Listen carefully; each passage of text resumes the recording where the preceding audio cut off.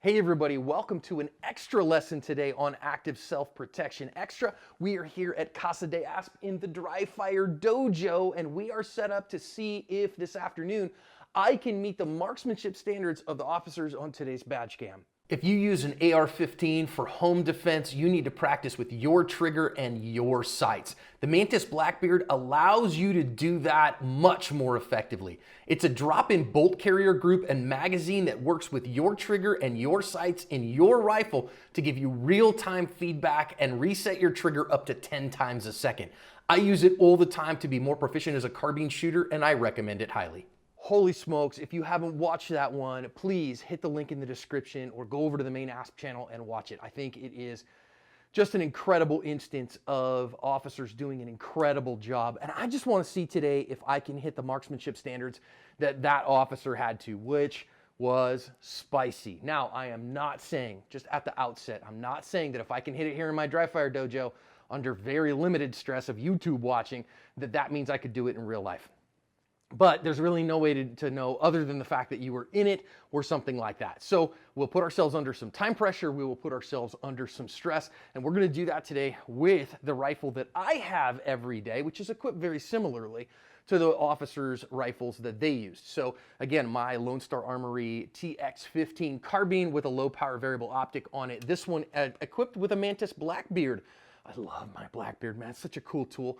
And it lets me do stuff like this, run a laser academy. So way down there, we have a laser academy. Let's go take a look at it, shall we? So what you can see down here is the fact we have some targets that are 1/3 scale targets. I have a bigger target as well, but we have some 1/3 scale targets here, particularly in IDPA, and then that's a full-size dot torture target. But that IDPA target I actually have sitting here on my laser academy. So Mantis is hooking us up on this one because they let us really expand things. Now the fact of the matter is I'm using a 1/3 scale IDPA target, so I 1/3 the distances. So I don't have a 40-yard hallway in my house, but I do have one that is a little over 40 feet, which is why we use this. Actually, we'll go back to about 58 feet if I need it to.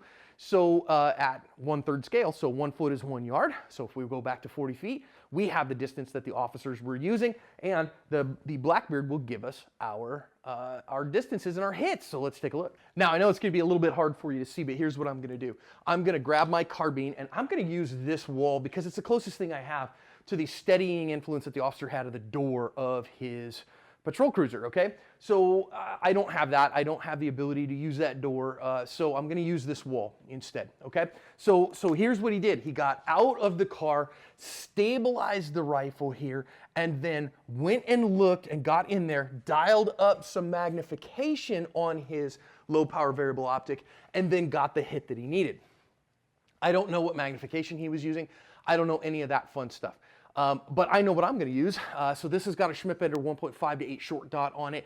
I'm not saying that's the greatest optic in the history of ever for everyone, but it works good for me. So let's see if we can get a couple of hits at a reasonable time pressure, okay? So here's what we're looking at. I've got it dialed up already. I can dial it back if you're like, hey, that's kind of cheating, John. Okay, fine. I'm going to set it up now, dial up a little bit of pressure, and then stabilize here, see what I got. Okay, that one felt pretty good to me at a reasonable pace, okay?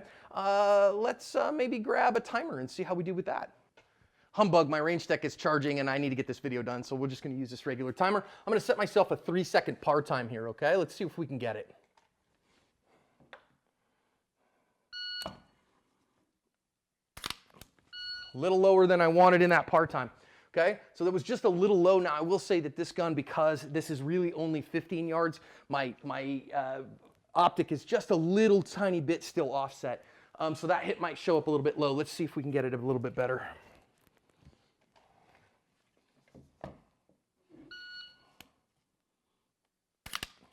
Better shot there. Let's do it one more time.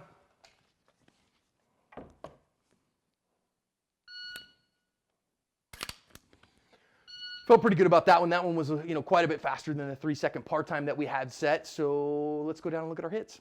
So the funny part is that I've only taken 4 shots. That last one showed up because of some of the IR in the area. But 1, 2, 3, 4. That fourth one would have been a kind of a top hit. That's like I'm telling you, it was just kind of not exactly the perfect hit. But otherwise, those other 3 are pretty good.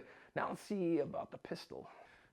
I said in the narrated video that I thought that the officer who was equipped with a pistol was wise not to try to make this kind of shot with his pistol. And man, okay, I am carrying here my everyday carry pistol, HK-P30 LEM, customized by Robar with a Lazy Wolf trigger in it. It's a Wonder Blaster 9000 with a Holosun 507 that I run circle only, okay?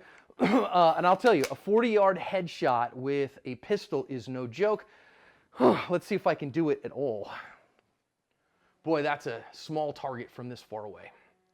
Let's see what I've got here. If I go, there it is, and I say, I think I got him. Okay, that looked like a marginal one. Let's see what we got.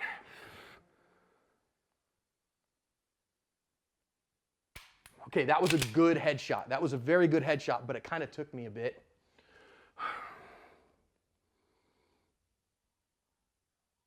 Okay, another decent one. Let's go down and take a look, see what we've got.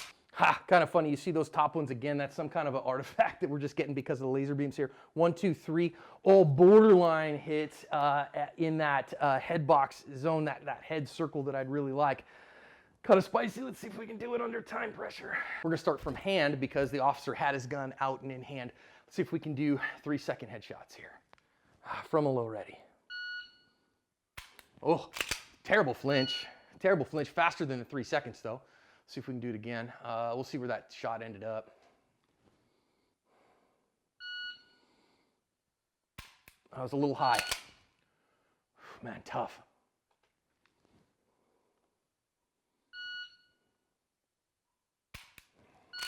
Not terrible. Let's do one more. That was a good shot. Whew. 5th shot. Let's try it.